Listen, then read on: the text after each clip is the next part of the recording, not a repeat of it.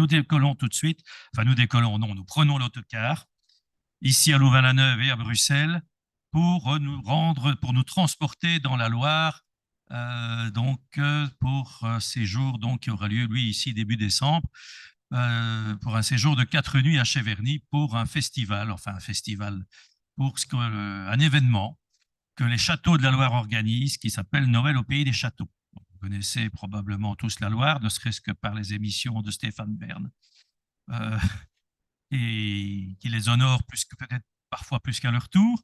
Mais il faut dire que bon, les châteaux de la Loire il y a beaucoup de châteaux ont été en rénovation et beaucoup de châteaux, plusieurs châteaux, dont Chambord, ont fait l'objet récemment d'études poussées, de découvertes au niveau histoire de l'art. Chambord, particulièrement au niveau de Léonard de Vinci, qui a remis en lumière toute la conception du palais. Et donc, toutes ces études sont à la base maintenant de la rénovation du palais de Chambord. Alors, je peux vous dire, c'est vrai, certains vont me dire, on a été dans la Loire il y a 4-5 ans, le voyage si vous y avez déjà été il y a 4-5 ans, le voyage que vous feriez aujourd'hui n'est plus le même, parce que les monuments ont été rénovés, beaucoup de monuments ont été rénovés, et surtout, euh, ils sont mis en valeur d'une manière différente. Donc maintenant, il y a une prise de conscience dans la Loire. Les châteaux, qui appartiennent à des privés ou à l'État, donc se sont fédérés dans un festival qui s'appelle Noël au pays des châteaux. Et chacun a à cœur de faire vivre son établissement, de le mettre en lumière, de le mettre d'organiser des visites guidées particulières sur un thème dédié, ou inviter des comédiens ou des troupes de danseurs pour faire vivre le, leur demeure ancestrale. Alors ce voyage, donc, c'est un voyage en autocar. On part de Bruxelles et de Louvain-la-Neuve. On part assez tôt, on part vers 6 heures du matin pour arriver vers 13 heures à Chartres, ce qui est notre première étape. À Chartres, où nous rencontrerons notre conférencier, Dominique Wag. Alors, je ne sais pas si certains d'entre vous étaient l'année dernière en Normandie pour le circuit des impressionnistes. C'est donc ce guide conférencier des monuments français qui nous accompagnera également dans la Loire. Donc Dominique, c'est un guide conférencier national. Donc c'est quelqu'un qui a passé le concours des monuments et sites français pour obtenir sa patente de guide conférencier, même plus, je dirais, guide interprète conférencier, puisqu'il guide notamment en anglais, en plus du français. C'est quelqu'un d'une grande érudition. Brigitte Lambert pourra vous en parler. Je crois que ça, c'était une heureuse rencontre. Et on avait à cœur de vous faire partager encore une fois cette année-ci la compagnie Dominique. Alors, je vous disais, on part sur Chartres. Chartres, voilà, c'est au sud-ouest de Paris. C'est notre première étape. Alors, vous allez nous dire, moi, j'ai déjà vu Chartres. La cathédrale de Chartres qu'on visite aujourd'hui n'est plus du tout celle qu'on a visitée il y a encore 10 ans, même il y a encore 5 ans. Chartres a été complètement nettoyée. Alors, on arrivait jadis dans la cathédrale de Chartres. Moi, à chaque fois que je suis entré dans Chartres, j'avais à chaque fois l'impression de rentrer dans une cave à charbon. Tellement il faisait noir. Et alors, évidemment, toute la littérature d'histoire de l'art tournait autour de ce contraste. Évidemment, ça mettait les vitraux extraordinairement en valeur. Mais en même temps, la vision qu'on en avait était tout à fait biaisée. Alors, les Français, l'État français a entrepris un de ces chantiers pharaoniques dont ils ont le secret et qui mènent généralement à bien avec beaucoup de brio, puisqu'ils ont quand même le génie de mettre en lumière, en lumière et comment dirais-je, en valeur leur monument historique. Eh bien, on a entrepris de nettoyer au laser toute la cathédrale. Donc, il faut vous imaginer que tout l'intérieur était nettoyé au laser, centimètre carré par centimètre carré. Donc ça, c'est la première phase qui est quasiment achevée aujourd'hui. C'est ce que vous voyez à droite. Donc, toute la nef a été rénovée. Il faut vous dire aussi qu'en plus de la nef, on a rénové les vitraux. Les vitraux ont été détachés, toutes les verrières ont été détachées et ont été rénovées dans des ateliers de restauration de vitrail, donc de maîtres verriers, comme on le dit en jargon, qui sont situés à Chartres. À Chartres, il y a encore 2 grands ateliers de maîtres verriers et qui encore aujourd'hui d'ailleurs non seulement font de la restauration mais procèdent à des créations aussi. Ce sont des gens qui ont su maintenir ce savoir-faire. Donc voilà, donc vous voyez dans la photo de droite, vous voyez un peu dans les bas-côtés, là, c'est une photo qui a été prise avant quand ce n'était pas encore nettoyé. Vous voyez, le contraste est saisissant, n'est-ce pas? Mais alors, ce qui est de plus extraordinaire, c'est la restauration du tour de chœur de Chartres. Donc, ce tour de chœur fait une centaine de mètres de long. Donc, il est postérieur, bien entendu, à la construction de la cathédrale. On est là plus vers le 14e, 15e siècle, quand la cathédrale est plutôt du 12e, 13e. Et donc, ça aussi, moi, je me souviens l'avoir vu, c'était noir. Enfin, il y avait une couche de noir et tout ce qui, en fait, d'où vient ce noir? Ben, c'est parce que pendant des années, on s'est éclairé à la lampe à huile. Et puis, n'oublions pas que Chartres a aussi connu un incendie terrible au 19e siècle. D'ailleurs, il faut savoir pour la petite histoire que les charpentes de Chartres sont des charpentes en acier. Tout comme à Reims, après les bombardements de septembre 14, en partir de 1918, on restaure la cathédrale de Reims. On n'a pas été remettre une charpente en chêne. On a remis une charpente en béton, en voile de béton.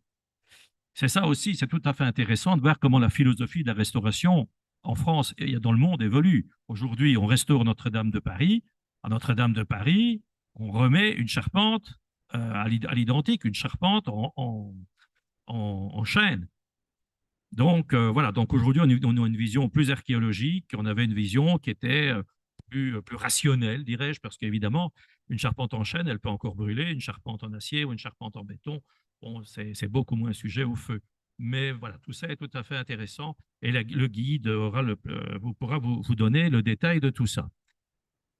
Alors, de Chartres, nous nous transporterons à notre étape à Courcheverny. Courcheverny, c'est à côté du château de Cheverny, où nous avons un hôtel, le Relais des Trois Châteaux. Je vous ai mis l'une ou l'autre photo. C'est une auberge française de province, comme on les aime, confortable, avec un bon accueil. On mange bien. Voilà, les chambres sont sympathiques. Voilà, on a un joli salon aussi pour se reposer avant de partir ou après être rentré d'excursion. Donc là, on est directement au cœur de la zone que nous allons visiter. Donc ce voyage va se concentrer essentiellement sur la zone nord de la Loire. Alors, à tout seigneur, tout honneur, nous visiterons d'abord le seigneur des lieux, qui est Cheverny, lui qui est un château privé, qui est toujours en main privée, depuis maintenant, je crois, depuis sa création, depuis sa construction au XVIIe siècle, c'est la même famille qui habite toujours le château. Et vous voyez comment ces gens ont à cœur de décorer leur intérieur, leur table, de le faire vivre durant l'hiver. Alors, bon, il y a un petit clin d'œil à la culture belge, hein, donc vous savez, comme vous le savez tous, même si vous ne le saviez pas, en regardant la photo de gauche, vous allez vous dire, ben, ça me rappelle quelque chose. Ben oui, ça vous rappelle un château bien connu, Tintin, c'est Moulinsart, n'est-ce pas? Si vous faites abstraction des deux ailes latérales, Hergé, bien entendu, c'est inspiré de Moulinsart. C'est inspiré, pardon, de Cheverny pour créer Moulinsart. Et plus Hergé, donc les châtelains donc, de Cheverny ont consacré une belle salle au rapport de comment Cheverny est présenté, enfin comment Moulinsart apparaît dans l'œuvre d'Hergé. Voilà. Ce qui est très sympathique aussi, c'est que juste en face, vous avez le chenil et ils ont des chiens extraordinaires. Ils ont des chiens de chasse. Ils ont toute une meute de chiens de chasse, puisque à Cheverny, donc on est aux portes du domaine de Chambord, qui est un domaine clos, n'est-ce pas, où on pratique encore la chasse à courre, ce qui était interdit chez nous depuis maintenant 15 ou 20 ans, existe toujours en France. Il faut dire que, bon, dans des régions comme la Loire ou la Thiérache, évidemment, on a d'immenses domaines qui sont propices à la pratique de la chasse à courre. Et donc, vous pourrez voir le chenil avec ses magnifiques animaux. Je crois qu'il y a une soixantaine de chiens qui sont entretenus et soignés avec amour par leurs propriétaires. Donc, ça nous occupera en début de matinée. Et puis, à tout seigneur, tout honneur, disais-je, ben, nous arriverons au palais de Chambord. Alors, le palais de Chambord, je vous le disais, vous avez probablement suivi avec passion les différentes émissions que Stéphane Bern ou des Racines et des Ailes y ont consacrées ces dernières années. On a célébré, c'était le bicentenaire, le 5e centenaire, pardon, de la venue en France de Léonard de Vinci. Et donc, à cette occasion, on s'est penché plus particulièrement sur le palais de Chambord. Il faut dire que bon, l'État avait décidé de restaurer Chambord. Il faut dire que Chambord, comparé à Versailles, c'était un peu tristounet. Enfin, je veux dire, Chambord, c'était un peu comme Fontainebleau. C'était bon, voilà, c'était pas vraiment un endroit où on allait comme ça d'emblée. Là, il y a eu de très gros investissements et qui sont toujours en cours à Chambord. Donc, d'abord, les premiers, bien évidemment, on va restaurer, on fait des études, on s'est replongé sur les projets. On s'est rendu compte que le projet était. On ne savait pas trop qui avait dessiné Chambord. Maintenant, il apparaît très clairement que c'est Léonard de Vinci. Il a récupéré avec ses assistants, lui d'abord, et puis ses assistants ensuite ont récupéré un autre projet qui avait été élaboré pour la mère de François Ier un peu plus au nord dans la Loire. Et donc, ils ont adapté, ils ont retourné les plans, mais c'est clairement, aujourd'hui, ça fait tout à fait consensus parmi les architectes en chef du patrimoine historique et les historiens d'art. C'est aujourd'hui clairement attesté qu'il est c'est un château qui a été dessiné par Léonard de Vinci. Alors donc, Chambord, ben, il est restauré. En tout cas, il y a des travaux continus à l'intérieur. Surtout, on ne le voit pas ici sur cette photo qui est un hommage au temps de Noël à Chambord, mais devant, on a planté un jardin à Renaissance qui avait complètement disparu. Et donc, vous pouvez visiter le jardin. À côté, il y a un potager et un vignoble.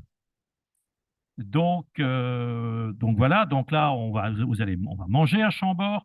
Chambord, bon, ben, c'est un château qui a développé des activités durant le temps de Noël. Là, vous avez une troupe est-ce que j'oserais-je dire folklorique, d'artistes, de danseurs qui interprètent des danses de la Renaissance. Donc voilà, il y a des conteurs, enfin, ça dépend d'un jour à l'autre, il y a des petites pièces de théâtre. Et donc on passera l'après-midi à Chambord pour visiter le château. Je le disais, vous allez manger au château, on mange donc à l'intérieur des salles du château, et puis encore un goûter à 4 heures avant de se transporter le soir, donc ressortir et pouvoir admirer le château dans sa majesté. C'est vrai que c'est quelque chose d'extraordinaire de voir cette forêt de clochetons hein, sur le sommet, qui est encore un souvenir d'ailleurs de l'architecture médiévale. On est ici dans une période charnière entre la Renaissance, le Moyen Âge et la Renaissance, mais les pays du Nord ont toujours n'ont jamais été au même diapason que l'Italie au niveau de l'évolution d'architecture à la Renaissance. Les pays du Nord ont toujours conservé leur goût pour le gothique et le gothique flamboyant, et on retrouve encore ce souvenir dans Chambord avec cette forêt de cheminées extraordinaire qui anime les toits. Alors, d'autres châteaux, nous visiterons Villandry. Alors, Villandry, là, évidemment, c'est un château qui ne ressemblait pas du tout à ça il y a de ça un siècle, quand il était racheté par un Sud-Américain qui a fait fortune dans le domaine pharmaceutique et qui s'est pris d'amour vraiment pour le château, qui était le château du connétable de François Ier, et qui a voulu lui rendre son aspect d'origine. Et surtout, il a travaillé beaucoup sur les jardins de Villandry. Alors Villandry, les jardins sont beaux en toute saison. Et Villandry est ainsi conçu que à chaque saison, il y a des fleurs, à chaque saison, à son charme. Il y a un très beau, vous verrez à l'intérieur, il y a un très beau montage interactif, un montage d'IA qui s'appelle Les 4 saisons de Vivaldi et donc qui vous explique, qui vous montre vraiment comment le domaine vit à chaque jour de l'année. Villandry, où les propriétaires ont aussi à cœur, n'est-ce pas, de décorer leur mur pour le temps de Noël. Alors, un autre endroit extraordinaire, c'est Chaumont-sur-Loire. Alors, Chaumont-sur-Loire, c'est le château de Catherine de Médicis et de Nostradamus. Les chambres étaient contiguës et sont d'ailleurs conservées. C'est un magnifique endroit, on ne le voit pas ici, mais il domine la Loire. Chaumont-sur-Loire, c'est un château qui aujourd'hui est administré par l'État et qui est un conservateur qui est très branché sur la création contemporaine. Donc, visitez Chaumont-sur-Loire, que ce soit en été ou en hiver, vous allez découvrir de nouveaux designers et des créateurs contemporains. En été, il y a le Festival des Jardins. Il y a un festival, donc vous vous promenez dans le parc et là, vous avez des jardiniers d'aujourd'hui qui amènent une sculpture en acier corten, des lianes exotiques. Donc, mais en hiver, donc, ce sont des designers qui viennent décorer l'intérieur du château. Donc voilà, là, c'est plutôt une rencontre avec la création contemporaine et l'intégration de la création ou comment les créateurs s'expriment dans un bâtiment historique. Alors Langeais, c'est pas très loin de Chenonceau, c'est un château aussi tout à fait intéressant. Et là, à Langeais, les propriétaires, puisque Langeais de mémoire est toujours en main privée, insistent beaucoup sur les arts de la table. Et là, donc, les guides vont vous faire un peu la petite cuisine, si je puis dire, vous expliquer quels étaient les us et coutumes à table à la Renaissance. Alors, bon, évidemment, la princesse ou le prince de tous les châteaux, évidemment, un château incontournable, c'est Chenonceau, c'est le château des Dames, c'est le château qui a été construit par Diane de Poitiers, puis qui a été ensuite acquis par Catherine de Médicis. Chenonceau aussi célèbre le temps de Noël. Vous voyez donc, il a une photo de la grande galerie qui avait été décorée là, dans les tons blancs à l'occasion de Noël l'année dernière. Eux aussi ont à cœur de faire appel à des designers, mais Chenonceau est beaucoup plus axé sur la création florale. Donc là, on fait appel à des fleuristes. Vous savez comme moi qu'il y a des fleuristes de talent, j'oserais même dire qu'il y a des fleuristes de génie. Et donc là, ils ont à cœur de dénicher, de donner carte blanche à des créateurs, à de jeunes créateurs et parfois des créateurs confirmés. Donc tout ça pour vous dire que vous ne vous ennuierez pas durant les visites des châteaux. Chaque visite est différente, chaque visite est présentée sous un angle différent, je viens de vous les énumérer, et si vous les avez déjà vus il y a de ça quelques années, vous les redécouvrirez dans une toute autre atmosphère.